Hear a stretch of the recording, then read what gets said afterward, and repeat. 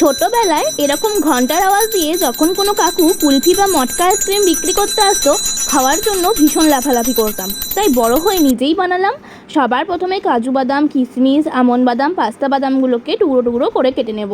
এইবার একটি কড়াইতে ফুল ফ্যাট মিল্ক নিয়ে কেশর দিলাম। দুধটা কিছুটা ফুটে উঠলে ওইখান থেকে কিছুটা দুধ তুলে 4 চামচ আমুল দুধের সাথে ভালো করে মিশিয়ে নিলাম। তারপর ওই আমুল দুধটা কড়াইয়ের দুধে দিয়ে দিলাম। দুধটা যখন অনেকটা কমে আসবে তখন তাতে পরিমাণ মতো চিনি দেবো, দিয়ে নাড়তে থাকবো। দুধটা যখন পুরো কমে গিয়ে হাফ হয়ে যাবে তখন তাতে ওই বাদাম কুচিগুলো মিশিয়ে দিতে হবে। এইবার দুধটাকে ঠান্ডা হতে দিতে হবে। দুধটা ঠান্ডা হলে মিক্সিং বোলে দিয়ে একটু ঘুরিয়ে নেব। এইবার আইসক্রিম মোল্ডের তলায় কিছুটা বাদাম কুচি দিয়ে দুধটা দিয়ে ভর্তি করে দেব। এইভাবে সব আইসক্রিম মোল্ডগুলোকেই দুধ দিয়ে ভরে দেব। তারপর ঢাকা দিয়ে ফ্রিজে 10 ঘন্টা মতো রেখে দেব।